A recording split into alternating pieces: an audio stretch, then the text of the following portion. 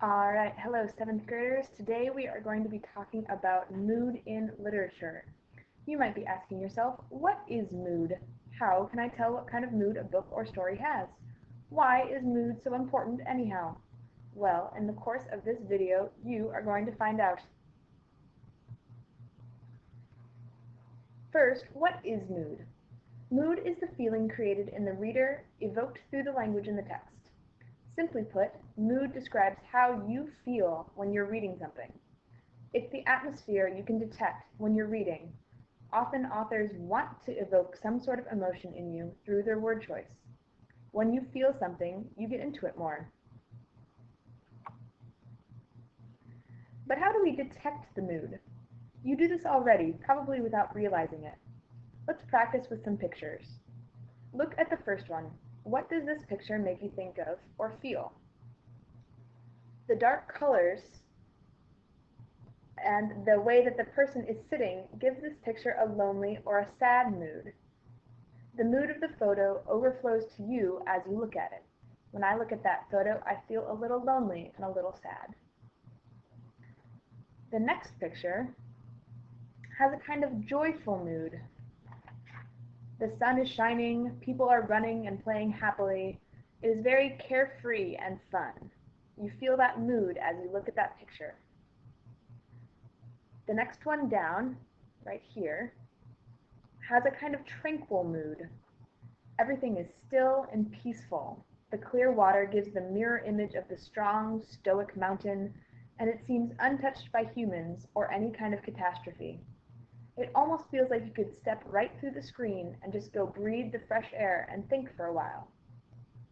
It has that calm and peaceful mood. It makes you feel that peaceful tranquility in that mountain scene.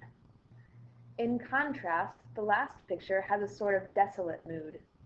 Think about the vibe that you get from this picture. It's a little creepy or off-putting.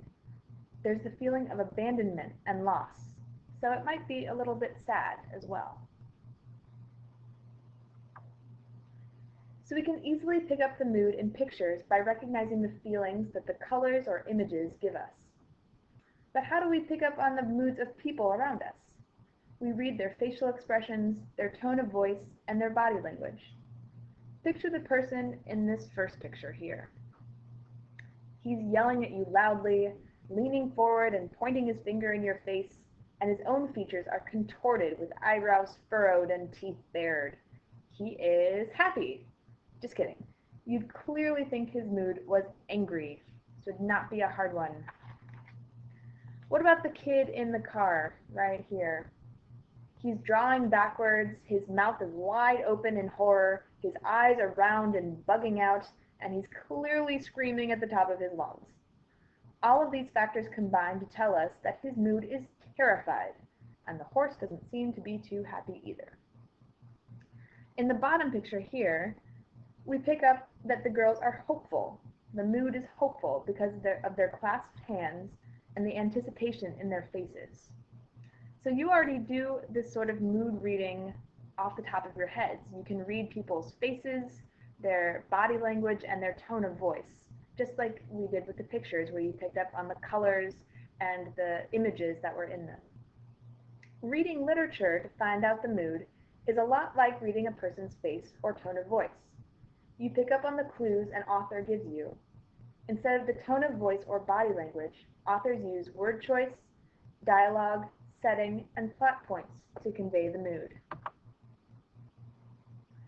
Many times, writers create moods that pervade the entire story. You get a mood at the beginning, and it keeps feeling like that mood until the end.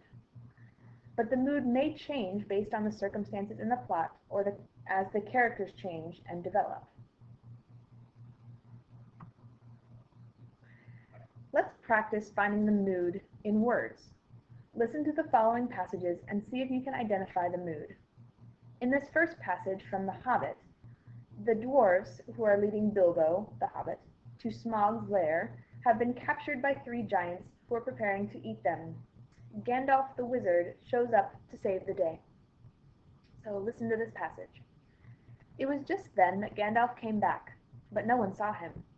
The Trolls had just decided to roast the dwarves now and eat them later. That was Bert's idea, and after a lot of argument they had all agreed to it. No good roasting 'em now, it'd take all night, said a voice. Bert thought it was William's. Don't start the argument all over again, Bill, he said, or it will take all night. Who's a-arguin'? Said William, who thought it was Bert that had spoken. You are, said Bert. You're a liar, said William, and so the argument began all over again. In the end they decided to mince them fine and boil them. So they got a great black pot, and they took out their knives. No good boiling 'em. We ain't got no water, and it's a long way to the well and all, said a voice. Bert and William thought it was Tom's. Shut up, said they, or we'll never have done. And you can fetch the water yourself, if you say any more. Shut up yourself, said Tom, who thought it was William's voice. Who's arguing but you, I'd like to know? You're a booby, said William. Booby yourself, said Tom. And so the argument began all over again and went on hotter than ever, until at last they decided to sit on the sacks one by one and squash them, and boil them next time. Who shall we sit on first? Said the voice. The mood in this passage is very interesting because it's so different from what's actually happening. Even though the Trolls are talking about eating the story's heroes, the dwarves, the mood is silly or even goofy as Gandalf messes with the Trolls' heads. Tolkien's word choices in the Trolls' back and forth arguments take the seriousness out of the dwarves' impending deaths, so that the reader isn't scared for them, but instead laughing at the giant's silliness. So you see how the mood affects how we react to what's happening in the text. This next passage is from the book Tuck Everlasting by Natalie Babbitt. Winnie, the main character, knows the Tuck family's secret, so though they are a kind group of people, they have to keep her with them instead of letting her go home. At the beginning of this passage, Winnie goes out on the pond with Mr. Tuck, where he gives her an inspirational speech about valuing life. The sky was a ragged blaze of red and pink and orange, and its double trembled on the surface of the pond like color spilled from a paint box. The sun was dropping fast now, a soft red sliding egg yolk, and already to the east there was a darkening to purple. Winnie, newly brave with her thoughts of being rescued, climbed boldly into the rowboat. The hard heels of her buttoned boots made a hollow banging sound against its wet boards, loud in the warm and breathless quiet. Across the pond a bullfrog spoke a deep note of warning. Tuck climbed in too, pushing off, and, settling the oars into their locks, dipped them into the silty bottom in one strong pull. The rowboat slipped from the bank then, silently, and glided out, tall water grasses whispering away from its sides, releasing it. Here and there the still surface of the water dimpled, and bright rings spread noiselessly and vanished. Feeding time, said Tuck softly, and Winnie, looking down, saw hosts of tiny insects skittering and skating on the surface. Best time of all for fishing, he said, when they come up to feed. He dragged on the oars. The rowboat slowed and began to drift gently toward the farthest end of the pond. It was so quiet that Winnie almost jumped when the bullfrog spoke again. And then, from the tall pines and birches that ringed the pond, a wood thrush caroled. The silver notes were pure and clear and lovely. Babbitt's word choices, that I put in bold, give this passage a peaceful or tranquil mood. The reader feels the stillness of the pond and the beauty of nature all around.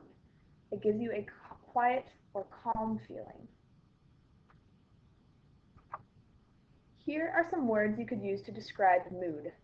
On your note sheet, write down 3 to 5 different words.